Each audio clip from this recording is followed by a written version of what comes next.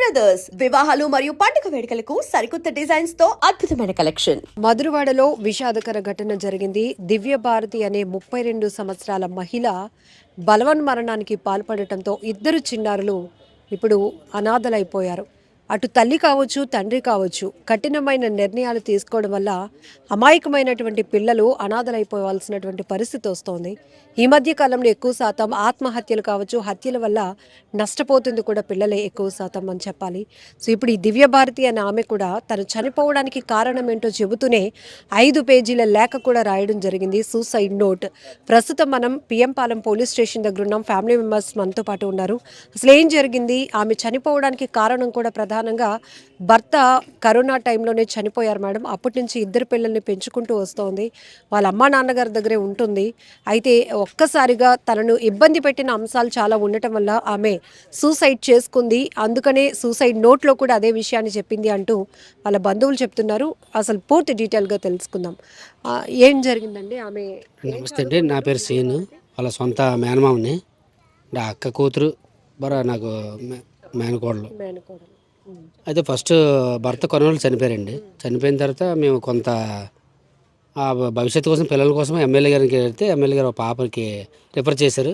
ఎంతమంది పిల్లలు? ఇద్దరు పిల్లలు, పాప బాబు. అయితే పాప చిన్న పాప కదా, మనం ఒక ఫస్ట్ స్టాండర్డ్ నుంచి చేస్తే కొంచెం 10th వరకు బాగుంటుంది సార్ని అడిగితే రిక్వెస్ట్ ఎమ్మెల్యే గారు పాపని ఓకే చేశారు. బాసిన్ స్కూల్లోని అమ్మాయికి ఫ్రీగా అయినా చదివిస్తారు ఎమ్మెల్యే గారు. ఏం చదువుకుంది దివ్య భారతి? డిగ్రీ సెకండ్ చదివి. అయితే ఇంకా అలాగే ఎవరో మీరు మీరేమవుతారు? నేను వాళ్ళ ఓన్ సిస్టర్. చెప్పండి. కరోనాలో 2020లో వాళ్ళ హస్బెండ్ చనిపోయారండి. చనిపోయిన వెంటనే, ఎందుకంటే కరోనాలో కూడా అక్కడ ఇంట్లో నుంచి బయటకు కూడా రానివ్వలేదు. అంతలా డోర్ లాక్ చేస్తారు వాళ్ళ వీధిలో వాళ్ళు ఫస్ట్ కరోనాలో. అందుకని మేము వెంటనే చనిపోయిన వెంటనే ఇంటికి తీసుకొని వెళ్ళిపోయాం. 3 years మాతోనే ఉంచుకున్నాం. వాళ్ళ అత్త హెరాస్మెంట్ అనమాట ఫోన్లో, నేను ఇల్లు ఇవ్వను, ఇంకా నీకు సంబంధం లేదు, ఇంకా ఇలా అలా అంటే, ఇంకా తను ఏమో ఇక్కడ ఉంటే ఎలాగ నా పిల్లల భవిష్యత్తుకి ఇంకా ఉన్న అది కూడా లేదు. ఎందుకంటే మేము ఎంప్లాయీస్ ఏం కాదు, జస్ట్ రోడ్డు మీద చిల్లర వ్యాపారం చేసుకున్న వాళ్ళం అందరమే. ఇప్పుడు ఇతను 65 years, మా నాన్నగారికి ఇప్పటికీ కష్టపడుతున్నారు వాళ్ళ కోసమే. అందుకని తన పిల్లలు తీసుకొని వాళ్ళ ఇంటికి వెళ్ళిపోయింది అనమాట. అక్కడ టార్చర్ అనమాట, వాళ్ళ అత్త చాలా టార్చర్. మెయిన్ దానివల్ల చనిపోయిందని నేనైతే ఇక్కడ కంప్లైంట్ మాత్రం నాదే ఇచ్చాను. లెటర్ అయితే నేను చదవలేదు. చనిపోయిన వెంటనే మేము ఇంకా అంబులెన్స్ ఫోన్ చేసి వెంటనే తీసుకొని వెళ్ళిపోయాం. వీళ్ళు అప్పటికే సబ్మిట్ చేస్తారంట లెటర్. కానీ నాకు అయితే ఆవిడ మీద మెయిన్ అనుమానం, అందుకనే ఆవిడ మీద కంప్లైంట్ ఇచ్చాను. ఇంకొక ఇప్పుడు మీ సిస్టర్ చనిపోవడానికి ఒక కారణం అత్త వేధింపులని మీరు అనుకుంటున్నారు. అది వాళ్ళ ఇంటి బ్యాక్ సైడ్ ఒక అబ్బాయి ఉంటాడు. తనతో కొంచెం, అంటే వాళ్ళ హస్బెండ్ చనిపోయిన తర్వాత చిన్న రిలేషన్ ఉంది అనేసి చెప్పారనమాట. ఇంకా ఆ అబ్బాయి కూడా వేధించేవాడు అంట. తన దగ్గర ఉన్న బంగారం, డబ్బు అంతా తీసుకొని తర్వాత నేను చంపేస్తాను, ఇలా ఉండాలి అలా ఉండాలి, మాతో కూడా మాట్లాడించడం మానేశాడు. మా ఇంటికి రావడం మానేసాడు. పిల్లలు కూడా దగ్గర చేరనివ్వలేదు తను, మా సిస్టర్ అబ్బాయి మాటలు నమ్మి. ఈ 2 కారణాలు.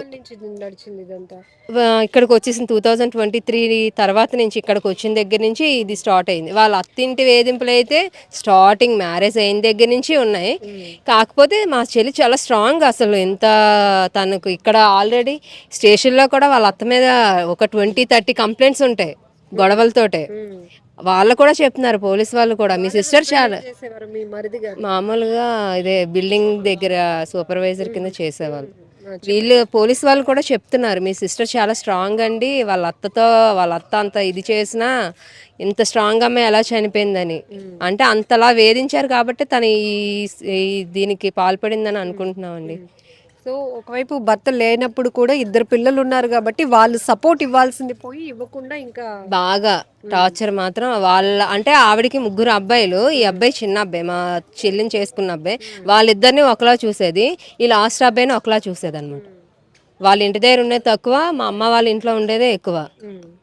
కరోనాలో పని లేనప్పుడు కూడా అమ్మ వాళ్ళే చూశారు వాళ్ళని. కానీ వాళ్ళ అత్త వాళ్ళు చిన్నది కూడా సపోర్ట్ చేయలేదు వాళ్ళకి. పిల్లల పరిస్థితి ఏంటంటే ఇప్పుడు పిల్లలు ఏం చదువుతున్నారు? పిల్లలు పాప ఏమో 5th క్లాస్ అండి, బాబు 8th క్లాసు. ఇక్కడే ఉంటారు 3 కలిపి. కాకపోతే ఎక్కువ అమ్మ వాళ్ళ దగ్గర చిన్నప్పటి నుంచి, మరి వాళ్ళ నాన్నగారు చనిపోయిన దగ్గర నుంచి బాబుకి అప్పుడు ఎంత 7 years బాబుకి.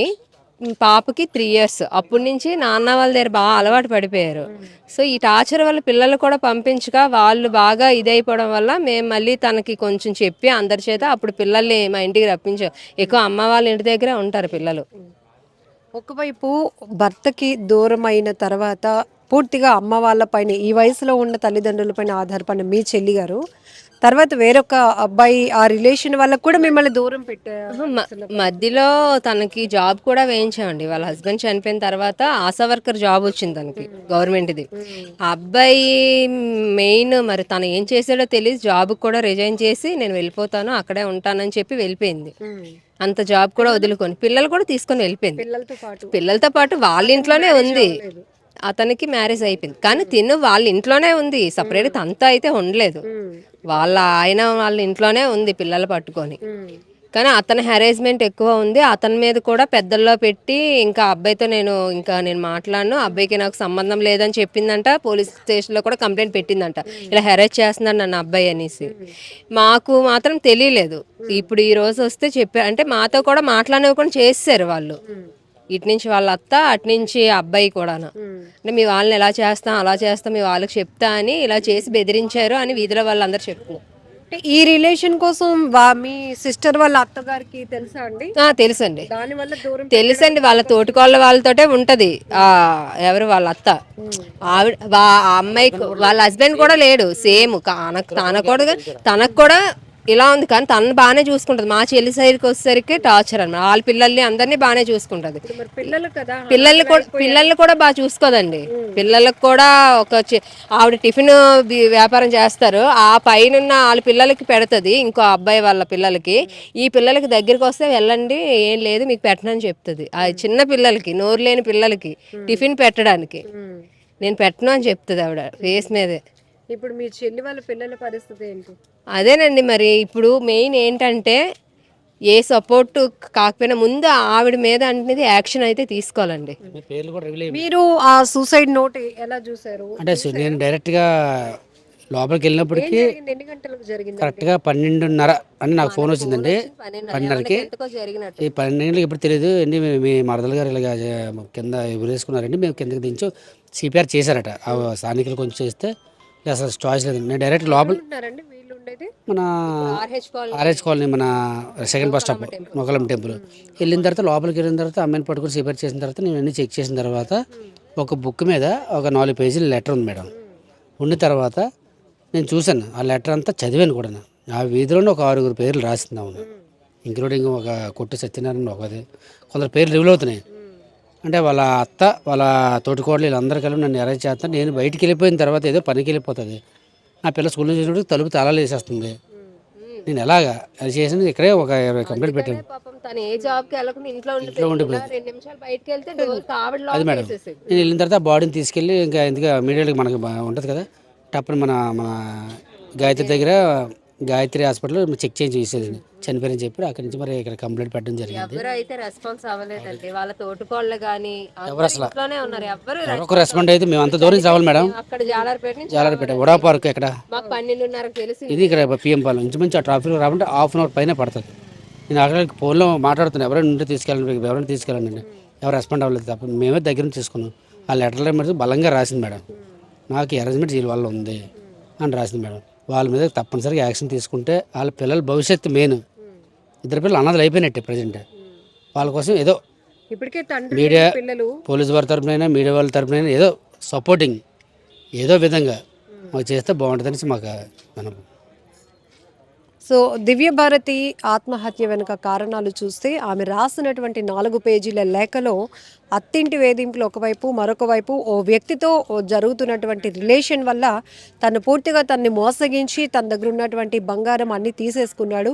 అక్కడి నుంచి కూడా ఆ అబ్బాయి ప్రెజర్ వల్ల కూడా ఆ అమ్మాయి ఇప్పుడు ఈ అమ్మగారి ఇంటి వాళ్ళకి కూడా దూరం అయిపోయిన పరిస్థితి. ఎందుకంటే ఓన్ సిస్టర్ అండ్ వాళ్ళ మామయ్య మేనమామ చెప్తున్నటువంటి డీటెయిల్స్ ప్రకారం చూస్తే ఇక్కడ ఇలాంటి కథల్లో మనం చూసుకోవాల్సింది ప్రధానంగా పిల్లలు అనాథలైపోతున్నారు. అల్టిమేట్గా పిల్లలే నష్టపోతున్నారు. చాలా బాధాకరమైన ఘటనలు ఇవన్నీ. ఎందుకంటే వివాహేతర సంబంధాలు కావచ్చు, ఆస్తి తగాదాలు కావచ్చు, ఇలాంటివి ఏవి నడిచినా ఒంటిపైన 30, 40, 50 ఏళ్ళు ఉన్న వాళ్ళకి కొంత నాలెడ్జ్ ఉంటుంది, ఏదైనా సమస్యని ఎదుర్కొనే శక్తి ఉంటుంది. కానీ పిల్లలు కేవలం అల్లరి మాత్రమే తెలుసు, చదువుకోవడం తెలుసు, ఆడుకోవడం తెలుసు, ఇవి మాత్రమే తెలిసే వాళ్ళ పైన ఇట్లాంటి కుటుంబ తగాదాలు, ఇతర వ్యక్తుల వల్ల జరుగుతున్నటువంటి వ్యవహారాలు ఆ పిల్లల భవిష్యత్తు పైన ఎలాంటి ప్రభావం చూపిస్తాయి అనేది కూడా మనం తీవ్రంగా ఆలోచించాల్సిన అవసరం ఉంది. ఈ మధ్య ఈ తరహా ఘటనలు ఎక్కువ జరుగుతున్నాయి. అందులో పిల్లల్ని చంపేయడం, లేకపోతే పిల్లల్ని అనాథలు చేసేయటం, ఇదే మోటో జరుగుతోంది. బట్ చాలా బాధాకరమైన ఘటన విశాఖ మధురవాడలో జరిగింది.